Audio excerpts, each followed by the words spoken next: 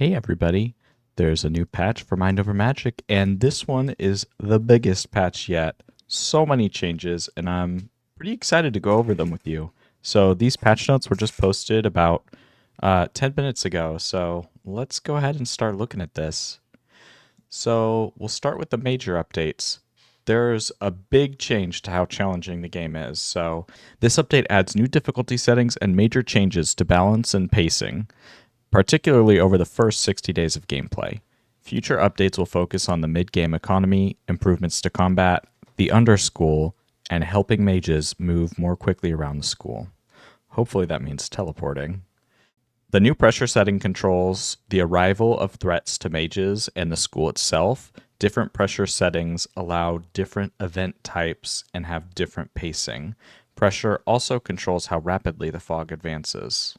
Okay, so the new relaxed pressure setting is more relaxed than before. Relentless is now much more aggressive.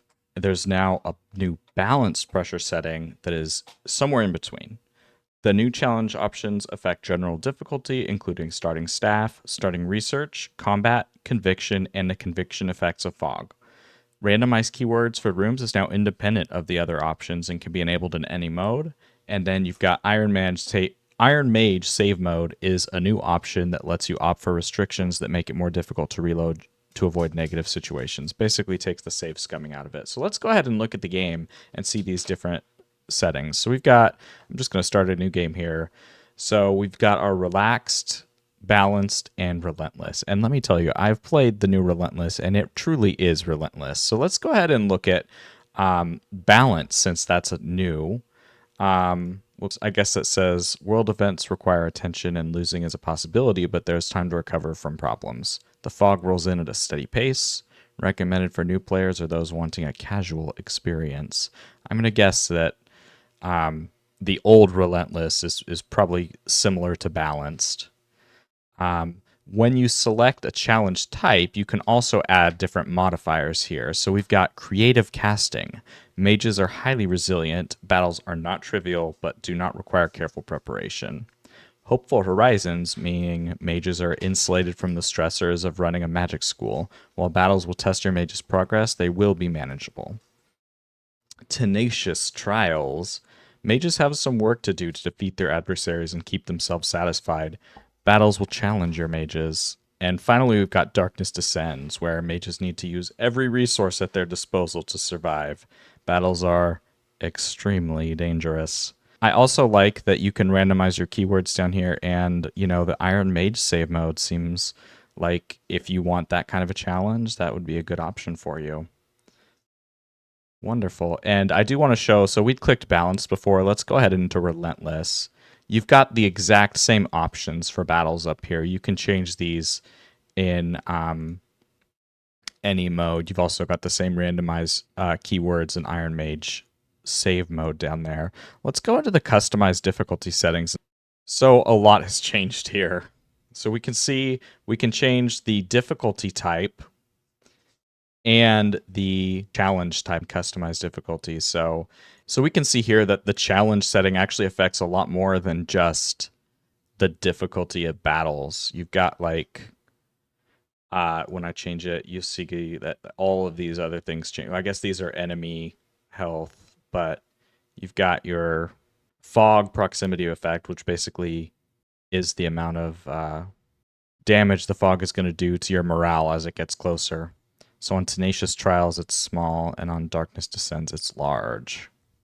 All right, so this is pretty nice. I think that you can also customize your starting research, so that's awesome. Really gets you. It really lets you customize all the different things. Now let's look at the top part up here, which is the actual difficulty setting that you choose at the very beginning, whether that's relentless, balanced, or relaxed. So I'm going to start with relentless. Your mage score increases by 25 each day. I didn't know that it just passively increased, but there you go.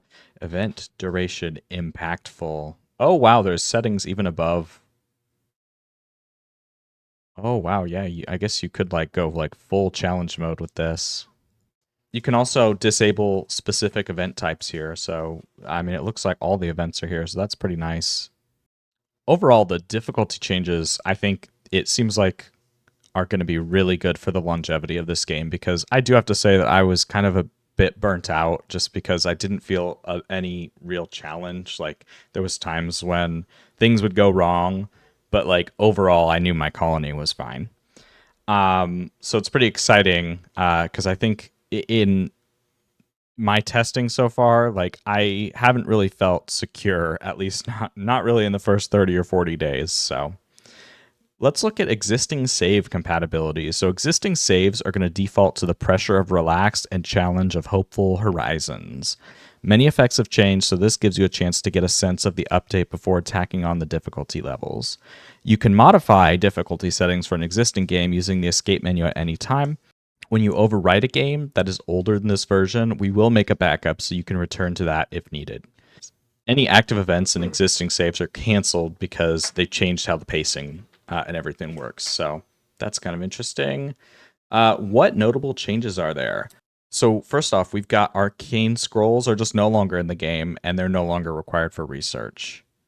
I'm pretty sure that means all research. So let's go ahead and just start a game here and check it out.